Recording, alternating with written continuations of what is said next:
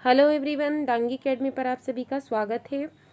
जैसा कि आप लोगों की कमेंट्स आ रही थी कि मैम किस टाइप से इसका एडमिशन प्रोसीजर क्या होगा, क्या उसकी काउंसलिंग होगी या नहीं होगी। तो देखिए, मैंने आप लोगों के लिए पूरी काउंसलिंग की प्रोसेस किस टाइप से होती है कि आप अपने घर पे बैठकर खुद की काउंसलिंग का फॉर्म खुद भी फिल कर सकते हैं, ये भी मैंने आप लोगों को बता दिया है। स्टेप बाय स्टेप पूरी जानकारी वीडियो में दे दी है। यदि आपने उस वीडियो को नहीं देखा है तो आप डांगी एकेडमी सर्च करके उसकी प्लेलिस्ट में जाकर पूरा वीडियो देख सकते हैं कि काउंसलिंग किस टाइप से होती है, किस टाइप से उसका फॉर्म भरना होता है। और रही बात कि इसका कितना चार्जेस रहेगा काउंसलिंग का, तो बहुत ज़्यादा चार्जेस नहीं है इसका। एक मिनिमम जैसे आप लोगों ने फॉर्म भरा था लगभग उतनी ही फीस है। बाकी उसके बाद जब कॉलेज आपको अलॉट होगा तो गवर्नमेंट कॉलेज में तो कुछ लोगों की ये भी कमेंट आई है कि कितनी फ़ीस रहेगी। तो एक नॉर्मल क्राइटेरिया रहेगा 4 से 5 हज़ार के अंदर लगभग। मैं बता रही हूँ इतना, जिन कैंडिडेट से मेरी बात हुई है जिनके लगभग फर्स्ट ईयर या सेकेंड ईयर है, जिन लोगों का एडमिशन हो चुका है, तो उन लोगों से मेरी बात हुई थी जिनके लास्ट ईयर एडमिशन हुए थे, उनकी मैं बात कर रही हूँ। तो उनकी लगभग इतनी ही फीस थी। अगर आप लोगों को भी पता है कि जैसे जैसे महंगाई बढ़ती है तो कुछ ना कुछ इंक्रीमेंट कर दिया जाता है। यदि फीस में बढ़ोतरी नहीं होती है तो आप लोगों का भी जो भी प्रोसीजर है इतने में ही फिनिश हो जाएगी, और यदि थोड़ा बहुत बढ़ा भी दिया होगा तो बहुत ज़्यादा नहीं होगा। और ऑटोनोमस की फ़ीस भी मैं आपको बता चुकी हूँ कि लगभग कितनी फ़ीस लगती है, ऑटोनोमस कॉलेज क्या होते हैं, किस टाइप से उनकी पूरी प्रोसेस है, ये भी मैं आपको पूरा बता चुकी हूँ। फिर भी आप लोगों को डाउट है तो आप डांगी एकेडमी की प्लेलिस्ट में से जाकर उन वीडियो को देख लीजिए। और फिर भी आप लोगों ने मुझसे कमेंट्स की थी कि मैम जो बीएससी नर्सिंग है 4 साल की डिग्री है, उसको करने के बाद क्या हमारी गवर्नमेंट में डायरेक्ट जॉब लग जाएगी, क्या बॉन्ड रहेगा, किस टाइप से जॉब लगेगी और सैलरी क्या होगी। जो मेन आप लोगों ने मुझसे बहुत ज़्यादा क्वेश्चन पूछा है यही था कि क्या डायरेक्ट जॉब लग जाएगी, और यदि लग जाएगी तो किस टाइप से लगेगी और इसकी सैलरी क्या रहेगी। तो आज के वीडियो में आपको स्टेप बाय स्टेप पूरी जानकारी देने वाली हूँ कि कैसे आप लोगों की ट्रेनिंग के बाद जॉब लगेगी, कितनी आपकी सैलरी रहेगी, इंक्रीमेंट कितना हो सकता है, कहाँ कहाँ इसकी अपॉर्चुनिटीज़ है, क्या क्या स्कोप है, इसके अलावा और कहाँ कहाँ बीएससी नर्सिंग वालों को अपॉइंट किया जाता है, किस किस फील्ड में इनके स्कोप है। तो आपको पूरी जानकारी इस वीडियो में मिलेगी, तो वीडियो को पूरा देखिए। और स्टूडेंट्स, यदि आप इस चैनल पर नए हैं तो चैनल को सबसे पहले सब्सक्राइब कर लीजिए और बेल आइकन को भी प्रेस कर दीजिए ताकि आने वाले वीडियो के नोटिफिकेशन आपको मिलते रहें। और यदि ये वीडियो आपको अच्छा लगे तो इसे लाइक कीजिए। तो आइए स्टार्ट करते हैं वीडियो। ये आप लोग देख चुके हैं 540 सीटें जो कि गवर्नमेंट थी। इसमें बहुत ही नाम मात्र की फ़ीसें, बहुत ही मिनिमम फ़ीसें, बहुत ज़्यादा नहीं है। और वहाँ पे आपको हॉस्टल भी प्रोवाइड किया जाता है। उसके बाद में ये जो सीटें आई थी 390 प्लस 120 सीटें लोक स्वास्थ्य एवं परिवार कल्याण विभाग के अंतर्गत कार्यरत शासकीय नर्सिंग महाविद्यालय। देखिए इसमें क्या है, ये ऑटोनोमस कॉलेज यहाँ पर ये दिया गया है और इसमें लिखा हुआ था कि इनकी जो काउंसलिंग होगी अलग से विज्ञप्ति जारी की जाएगी इन 390 सीटों के लिए, क्योंकि ये ऑटोनोमस कॉलेज है। ऑटोनोमस की पूरी प्रोसेस आप देख सकते हैं, एक वीडियो ऑलरेडी अपलोड है प्लेलिस्ट में, तो वहाँ जाकर आप देख लीजिए, क्योंकि मैं बार बार बताऊँगी तो वीडियो बहुत लंबा हो जाएगा। उसकी फ़ीस के बारे में भी मैंने वहाँ पर बताया है आप लोगों को पूरा। अब देखिए यहाँ पर कि यदि आपने 4 साल का प्रशिक्षण ले लिया है स्टाफ नर्स में, उसके बाद जब आपकी नियुक्ति होगी तो मैंने आपको बताया था आपको एक एग्ज़ाम ट्रेनिंग के बाद में उसका एक प्रशिक्षण होगा 3 महीने का, उसके बाद में आपको एक एग्ज़ाम क्वालिफाई करनी होगी। तो ये दोनों के लिए है, एएनएम वालों के लिए भी है और बीएससी नर्सिंग वालों के लिए भी। अब जब आपका प्रशिक्षण कंप्लीट हो जाता है तो जो जॉब की बात की जाती है, गवर्नमेंट की मैं यहाँ पर बात कर रही हूँ, जब आपको गवर्नमेंट पोस्टिंग देती है तो देखिए सैलरी कैसे स्टार्ट होती, 5,200 से 20,200, और जो 2,800 रुपये लिखा है ये ग्रेड पे मिलता है। अब आप बोलेंगे मैडम इतनी कम सैलरी है, तो देखिए ये क्या होता है, ग्रेड पे यानी कि जैसे जैसे आपके पद या आपका जो एक्सपीरियंस है वो बढ़ता जाएगा, यानी आपकी पदोन्नति होती जाएगी, एक ग्रेड पे बढ़ता जाएगा, जिससे आपको सैलरी मतलब लगभग 10 से 12,000 आपके हाथ में आ जाएगी इनिशियल सैलरी। और ये भी एकदम, भले ही गवर्नमेंट जॉब है लेकिन एकदम फिक्स हो ऐसा नहीं है। ये भी क्या होता है कि जैसे अभी आपने देखा कि इंदौर के कॉलेज में ज़्यादा पद हैं, बाकी जबलपुर में 60 पद हैं, रीवा में सिर्फ 30 पद है। तो ये भी वेरी करता है कि आपने जहाँ पर जॉब करने के लिए स्थान को सिलेक्ट करा है या आपने गवर्नमेंट ने आपको जहाँ पर पोस्टिंग दी है वहाँ का इंस्टीट्यूट कैसा है, इसके ऊपर भी थोड़ा बहुत ये डिपेंड करता है। बाकी जो आपकी जो बेसिक सैलरी है वो मैंने आपको बता दी है। गवर्नमेंट की पॉलिसी के अकॉर्डिंग ये होता है 5,200 से 20,200 और 2,800 रुपये आपको ग्रेड पे मिलता है। देखिए, मध्य प्रदेश शासन सामान्य प्रशासन विभाग आरक्षण प्रकोष्ठ के ज्ञापन क्रमांक F7 ये इसमें बताया गया था। इसके अनुसार खुली प्रतियोगिता के आधार पर भरे जाने वाले पदों के लिए मॉडल रोस्टर के अनुसार ये जो सीटें थी इनका विवरण बताया गया था। और यदि आप लोगों को एक बार कॉलेज अलॉट हो जाता है और आप चाहते हैं कि जैसे किसी को इंदौर मिला है और वो सोच रहा है कि मेरा जबलपुर में ट्रांसफ़र हो जाए, तो ऐसा पॉसिबल नहीं है, ये किसी भी कंडीशन में नहीं होगा।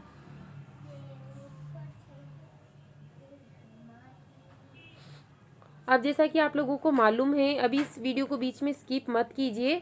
ये मैंने आपको बेसिक सैलरी बताई, इसके अलावा भी मैं आपको बताने वाली हूँ कि यदि आप प्राइवेट इंस्टीट्यूट या हॉस्पिटल में जॉब करते हैं, मान लीजिए आपकी स्टार्टिंग जॉब नहीं लग पाई है गवर्नमेंट के थ्रू, और कितने साल का बॉन्ड है, टोटल इसकी जो धनराशि है वो कितनी है, और वहाँ कितना आपको बॉन्ड जमा करना पड़ेगा, कितने साल तक आपको जॉब करनी पड़ेगी, वो भी आपको इस वीडियो में जानकारी मिलने वाली है। तो इस वीडियो को बीच में स्किप मत कीजिएगा।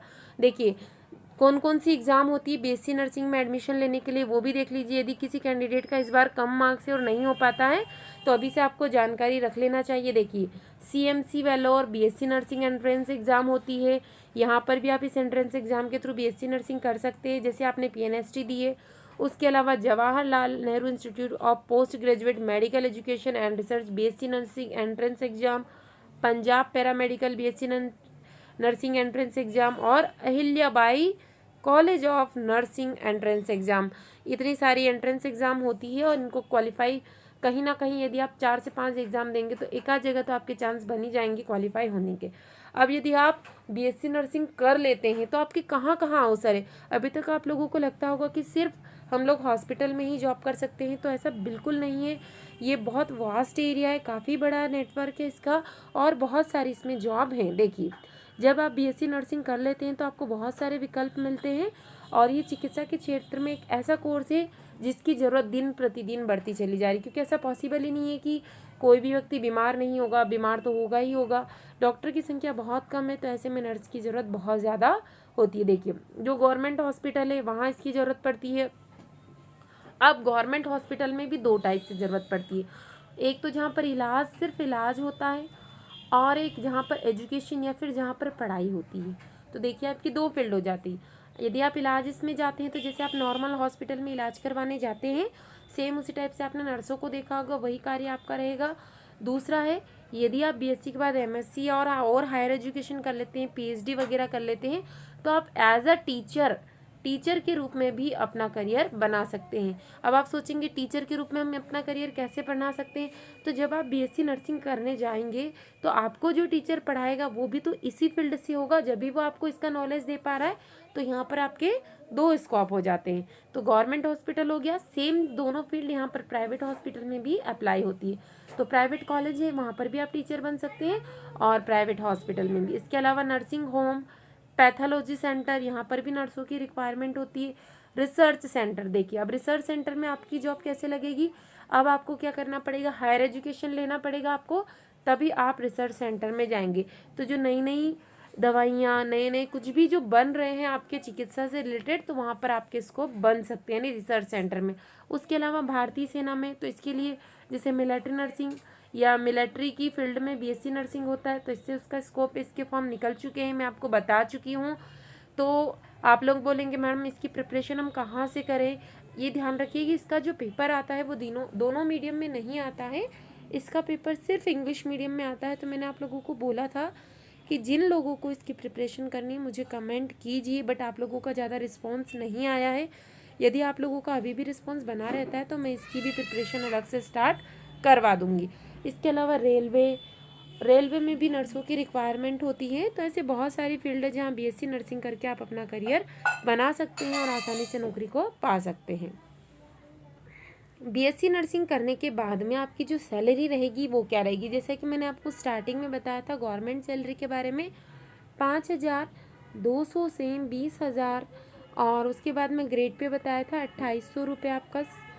तो बीएससी नर्सिंग करने के बाद में बहुत सारी पोस्ट होती है और बहुत सारे जॉब के अवसर आपको मिल जाते हैं। तो एक अनुमानित नर्सिंग होल्डर का वेतनमान होता है, इनिशियल हमारे इंडिया की बात की जा रही है, 10,000 से 25,000। तो इनिशियल आपको कम से कम 10,000 वेतन तो कहीं पर भी मिल जाएगा। तो आप जैसे ही बीएससी नर्सिंग कंप्लीट करते हैं, इसके बाद आपको नर्सिंग काउंसलिंग में अपना एक रजिस्ट्रेशन करवाना पड़ेगा। फिर वहाँ से आपको एक रजिस्ट्रेशन नंबर अलॉट होगा। तो उसके बाद यदि आप जॉब करते हैं तो आपकी जो वेतन की जो चांसेस रहेंगे वो थोड़े ज़्यादा रहेंगे।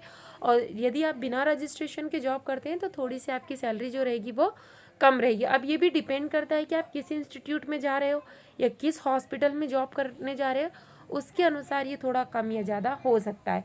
और यदि आप बीएससी नर्सिंग करने के बाद में, जैसे मैंने आपको बताया सीएचओ की एग्ज़ाम होती है जो अभी गवर्नमेंट ने नई निकाली है, यदि आप उसको क्वालिफाई कर लेते हैं तो आप एक कम्युनिटी हेल्थ ऑफिसर बन जाते हैं, जो कि बहुत ही अच्छी पोस्ट है, एक ऑफिसर की पोस्ट है। और अब आपके अंडर में बाकी जो नर्सेस हैं, एएनएम है, जीएनएम है, ये सभी काम आपके अंडर में करेंगे। और जैसे जैसे अब आपको एक्सपीरियंस हो जाएगा यदि नर्सिंग के फील्ड में भी, तो आपकी जो सैलरी है 60 to 70,000 भी हो जाती है। और इसके बाद यदि आप एमएससी नर्सिंग और पीएचडी कर लेते हैं तो इनकी एमएससी नर्सिंग करने के बाद में जो सैलरी होती है वो 25,000 से स्टार्ट होती है इनिशियल, और 25 से लगभग मान के चलिए 45,000 इनिशियल सैलरी होती है स्टार्टिंग की। और पीएचडी करने के बाद में तो लगभग आप मान के चलिए 1 से 1.5 लाख रुपए महीने तक की सैलरी मिलती है। और ये डिपेंड करता है जितना ज़्यादा आपका एक्सपीरियंस और क्वालिफिकेशन होगा, जैसे जैसे आप एक्सपीरियंस बढ़ाते जाएंगे आपकी सैलरी भी इंक्रीमेंट होती जाएगी। तो गवर्नमेंट की भी आपने जान ली है, साथ ही आपने जान लिया है कि प्राइवेट में भी हमारे काफ़ी सारे मौके मौजूद है। अब जान लेते हैं कि आपको कितने साल तक गवर्नमेंट के अंदर काम करना होगा। तो देखिए, आपने जैसे ही आपकी बीएससी नर्सिंग कंप्लीट होगी, आपको 3 महीने का प्रशिक्षण और पीटीसी की एग्ज़ाम क्वालिफाई करना होगा। उसके बाद आपसे एक बॉन्ड भरवाया जाएगा, जिसमें बॉन्ड में ये रहेगा कि आपको 5 साल तक गवर्नमेंट से एक अनुबंध बनाया जाएगा और उसके अंतर्गत काम करना होगा। जहाँ पर भी गवर्नमेंट पोस्टिंग करेगी वो शहरी इलाका भी हो सकता है और ग्रामीण इलाका भी हो सकता है। और यदि आप नहीं करते हैं तो आपसे जो भी आपको प्रशिक्षण दिया है उसकी जो अनुमानित राशि है वो है 2 लाख रुपए, वो आपसे वसूली जाएगी।